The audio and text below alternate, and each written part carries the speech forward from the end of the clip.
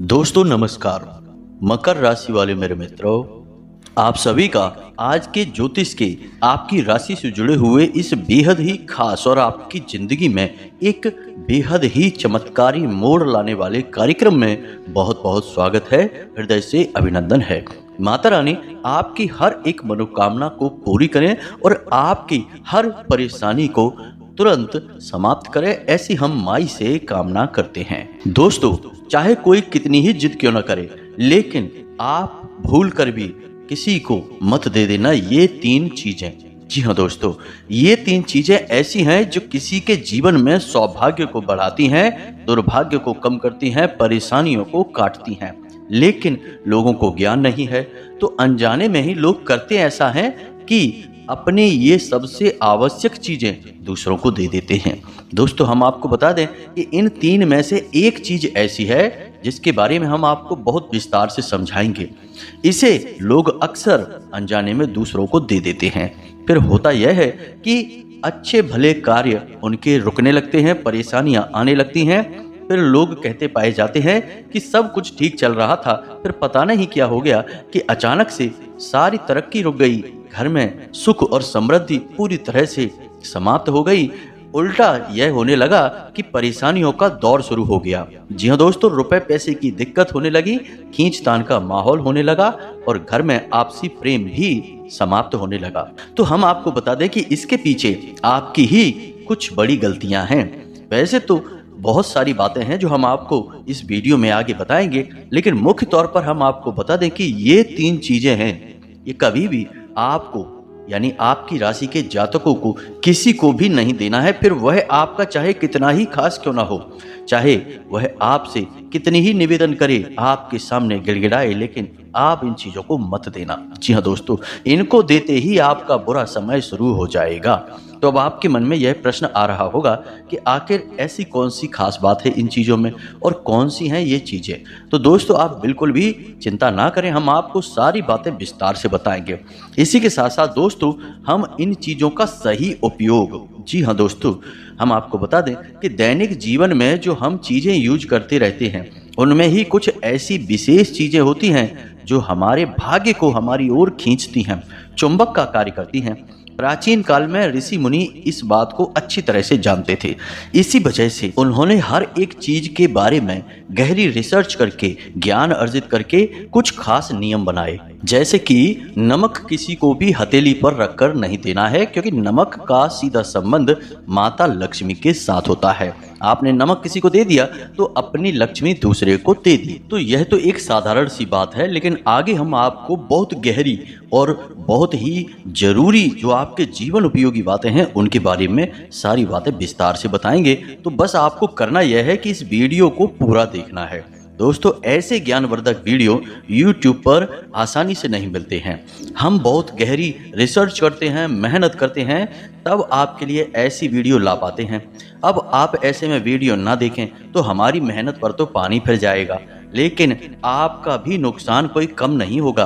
आप भी जरूरी ज्ञान लेने से वंचित रह जाएंगे। और दोस्तों, याद रखना कि इस संसार का सबसे बड़ा हथियार एकमात्र ज्ञान है। जी हाँ दोस्तों, बिना ज्ञान के तो ब्रह्मा जी सृष्टि की रचना तक नहीं कर सकते थे। इसीलिए माता सरस्वती का प्रादुर्भाव हुआ, जिसे ब्रह्मा जी ने तुरंत अपना लिया और उसी ज्ञान को हासिल करके सृष्टि की रचना कर डाली।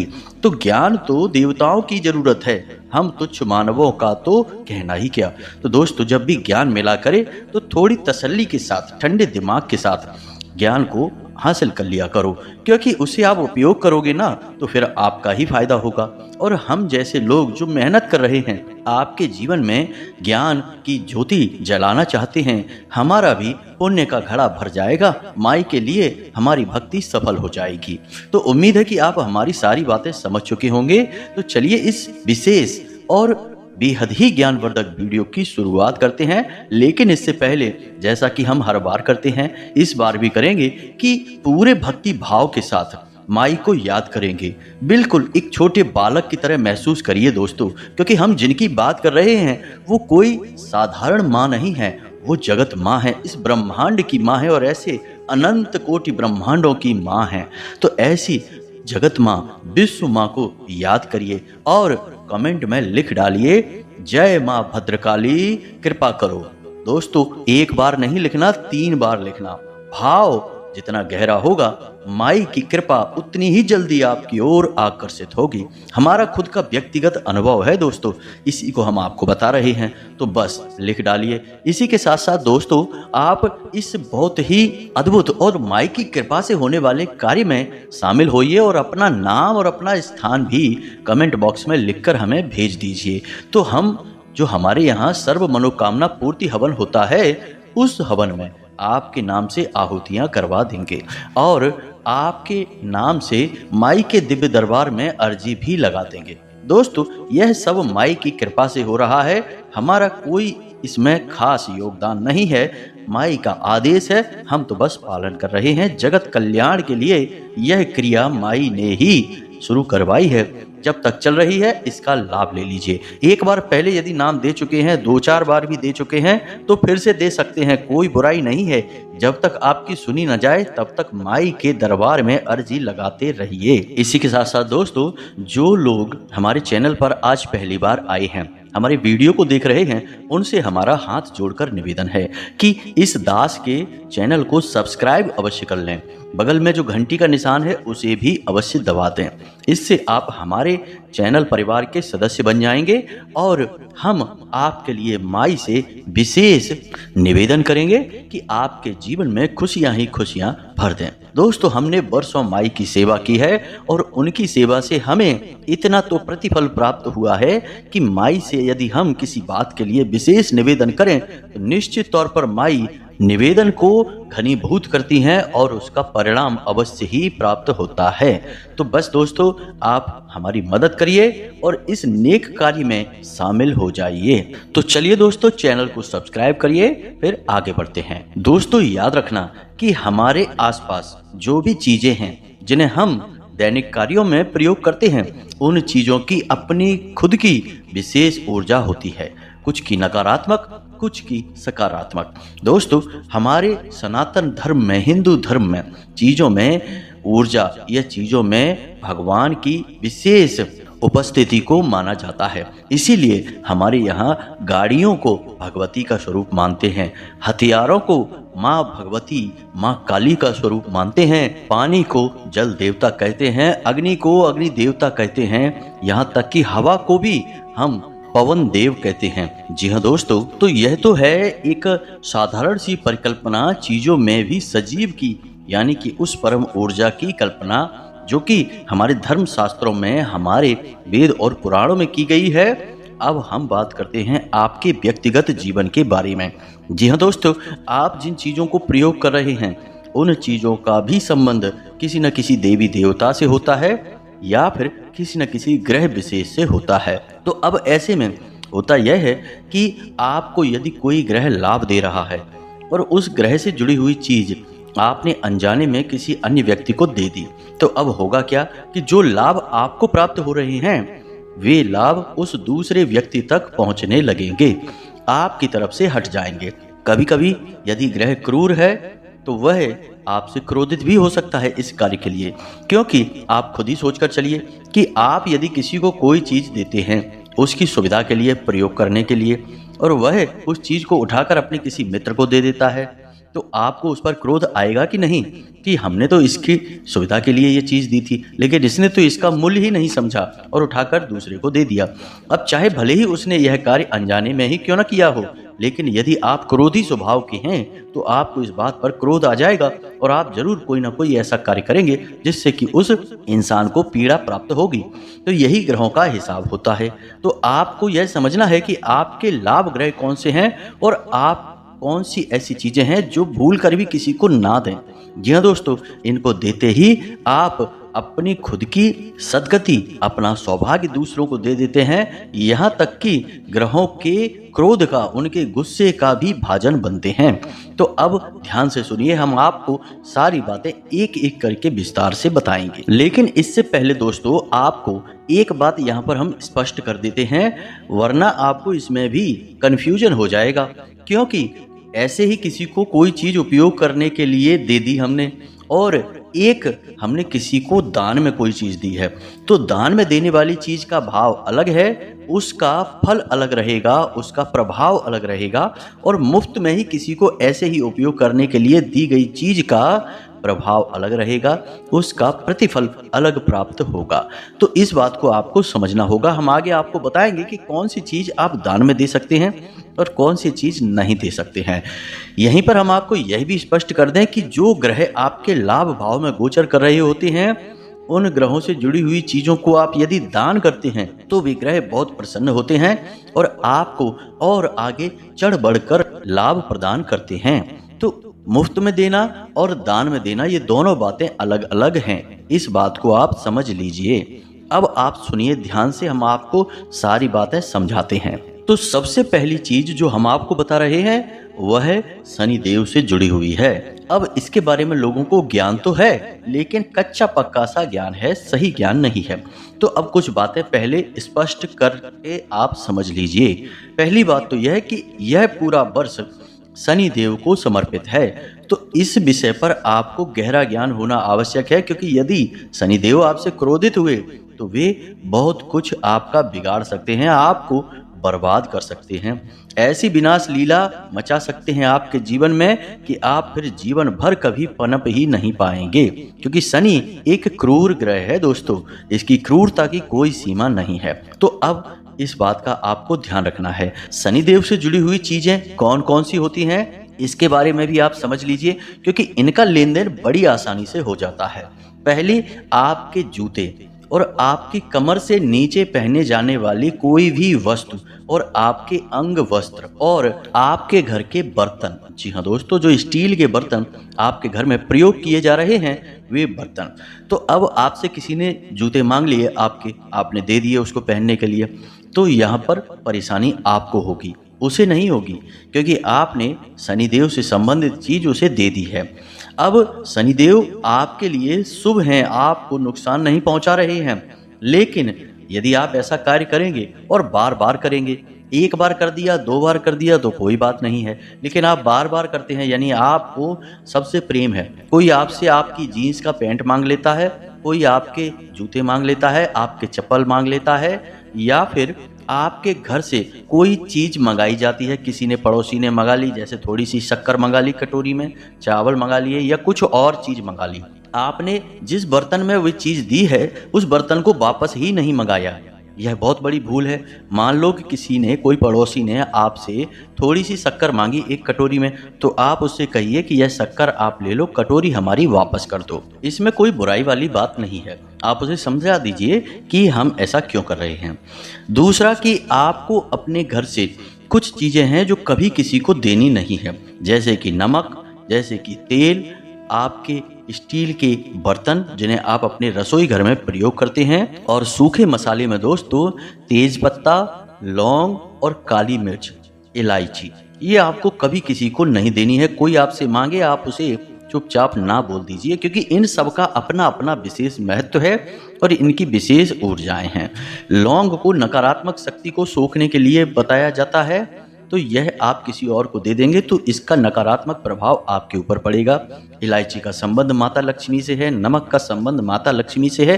तो इस प्रकार अलग अलग संबंध अलग अलग देवी देवताओं से और ग्रहों से होता है चीजों का, तो इन्हें आप किसी को भी किसी भी प्रकार से ना दें। अब यहाँ पर समझने वाली बात यह है दोस्तों कि आप शनिदेव से जुड़ी हुई चीज किसी को मांगने पर तो ना दें, लेकिन आप इनका दान अवश्य कर सकते हैं। जैसे आप अपने जूते हैं किसी को दान कर सकते हैं, लेकिन अपने जूते नहीं, आपके पहने हुए जूते नहीं, नए खरीद कर आप किसी को दान करें। उसी प्रकार कपड़े आप किसी को दान कर सकते हैं, लेकिन खुद के पहने हुए नहीं। अपनी उतरन कभी दान नहीं की जाती, इससे ग्रह क्रोधित हो जाते हैं। देवी देवताओं की कृपा भी इससे बाधित होती है, रुकती है। तो अपनी उतरन कभी किसी को दान नहीं की जाती है। अब यदि आपको दान करना ही है कि हमारे कपड़े हैं, हमने एक दो बार ही पहने हैं और अब किसी को देना चाहते हैं, तो उसके लिए कुछ विशेष विधान हैं। दोस्तों याद रखें कि जिन कपड़ों को, जिन चीज़ों को आपने प्रयोग किया है उनमें आपकी खुद की ऊर्जा निवास करती है। और आप जब किसी को वह चीज़ देते हैं हमेशा के लिए प्रयोग करने के लिए, तो आपको उस ऊर्जा को बाहर निकालना आवश्यक है। तो आप ऐसे में क्या करें कि उन कपड़ों को आप पहले पानी में धुलने के लिए डालें और उस पानी में आप नमक अवश्य डाल दें, थोड़ा सा गंगा जल अवश्य छिड़क दें। इससे होगा यह है कि उस कपड़े में आपकी जो ऊर्जा है वह तुरंत बाहर निकल जाएगी। नमक किसी भी प्रकार की ऊर्जा को समाप्त कर देता है, उस विशेष वस्तु से दूर कर देता है। इसीलिए हम कहते हैं कि घर में जो पोंछा लगता है उस पोंछे में भी यानी उस पानी में भी थोड़ा सा नमक मिला देना चाहिए, इससे घर की नकारात्मकता दूर हो जाती है। तो कपड़ों में आपकी जो ऊर्जा वास कर रही है वह बाहर निकल जाएगी, वह कपड़ा स्वच्छ हो जाएगा, फिर आप उसे किसी को देने के लिए तैयार हैं, दे सकते हैं। विधि विधान का पालन करेंगे तो परेशानी नहीं होगी, नहीं तो बात बात में परेशानी खड़ी होती रहेगी, एक के बाद एक असफलता प्राप्त होती रहेगी। अब बात करते हैं दूसरी चीज की, यह भी बहुत आवश्यक है। लोग अक्सर अनजाने में यह गलती कर बैठते हैं। आपकी घड़ी, जी हाँ दोस्तों, आपकी घड़ी और आपके घर का कैलेंडर, ये दो चीजें हैं, ये कभी किसी को नहीं देना है। कोई आपका कितना ही प्रिय मित्र, आपका सगा भाई तक क्यों ना हो, यदि आपसे घड़ी मांग रहा है तो आप उसे साफ मना कर दीजिए, क्योंकि ये दोनों समय के सूचक हैं, आपके घर का कैलेंडर भी और आपकी घड़ी भी। अब आपका समय यदि अच्छा चल रहा है तो किसी कीमत पर आपको यह चीज किसी को नहीं देनी है, और यदि आपका समय बुरा भी चल रहा है तब भी आपको अपनी ये चीजें किसी को नहीं देनी है, क्योंकि दोनों ही स्थितियों में आप अपना अहित करेंगे। अच्छा समय चल रहा है और यदि आपने अपनी घड़ी किसी को पहनने के लिए कुछ दिनों के लिए ही दे दी तो आपने अपना अच्छा समय किसी अन्य व्यक्ति की ओर मोड़ दिया। अब वह उसका लाभ लेगा और आप परेशानी में फंस जाएंगे। और यदि आपका बुरा समय चल रहा है और आपने अपनी घड़ी किसी को पहनने के लिए दे दी तो आपने एक गलत कार्य कर दिया, यानी कि अपनी बुराई भी दूसरों की ओर मोड़ दी। अब हो सकता है कि आप थोड़े बहुत सुखी नजर आएं, लेकिन दूसरा पीड़ित होगा, परेशान होगा। और हम आपसे कह चुके हैं कि आपकी राशि पर शनिदेव की विशेष दृष्टि रहती है, तो यदि आपने यह कार्य कर दिया तो आप शनिदेव के क्रोध के भाजन बनेंगे। शनिदेव आपको कभी माफ नहीं करेंगे। यही होती हैं वो अनजानी गलतियां जो हम कर बैठते हैं, फिर हम कहते हैं कि पता नहीं किस पाप की हमें सजा मिल रही है, हमने तो कोई गलत कार्य किया नहीं है। गलत कार्य नहीं किया है, लेकिन अनजाने में गलतियां अवश्य की हैं और उन्हीं गलतियों की सजा मिल रही है। दोस्तों याद रखना कि यदि आपको पीड़ा प्राप्त हो रही है, सजा मिल रही है, तो आपसे कहीं ना कहीं गलती तो अवश्य हुई ही है। अब आपको इसके बारे में ज्ञान नहीं है तो वह एक अलग बात है। क्रिया के बिना प्रतिक्रिया कभी हो ही नहीं सकती है दोस्तों। अब हम आपको बताते हैं तीसरी चीज जो कि आजकल बहुत चलन में चल रही है। लोग उसे देने में बहुत खुशी महसूस करते हैं, उपहार के तौर पर दे देते हैं या यूं ही किसी को खुश करने के लिए दे देते हैं दोस्तों। लेकिन आपको यह बात जानकर आश्चर्य होगा कि इसका आपके ऊपर और सामने वाले के ऊपर, दोनों के ऊपर बहुत बुरा प्रभाव पड़ता है। यदि आपको देना ही है तो क्या देना चाहिए इन चीजों के बदले, यह भी हम आपको बताएंगे।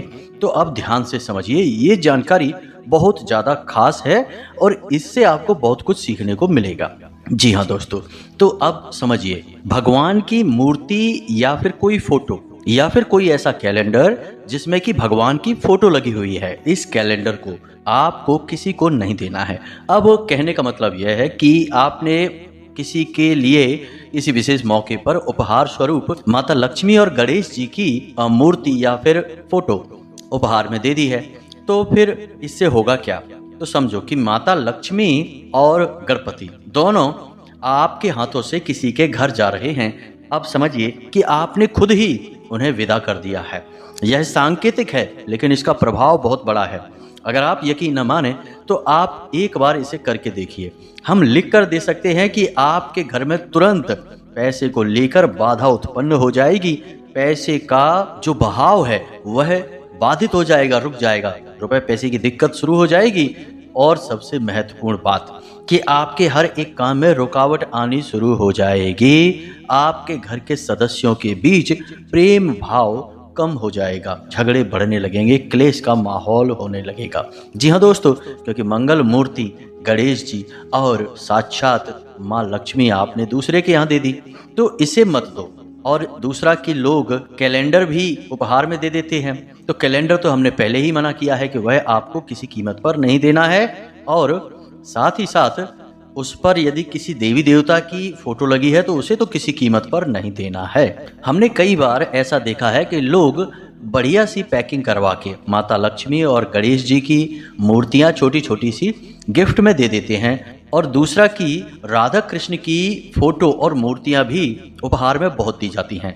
दोस्तों, आपने प्रेम का प्रतीक लक्ष्मी यानी कि धन का प्रतीक और सौभाग्य का प्रतीक यानी गणपति सब कुछ अपने घर का दूसरों के यहाँ भेज दिया। अब आप सुखी कैसे रह पाएंगे?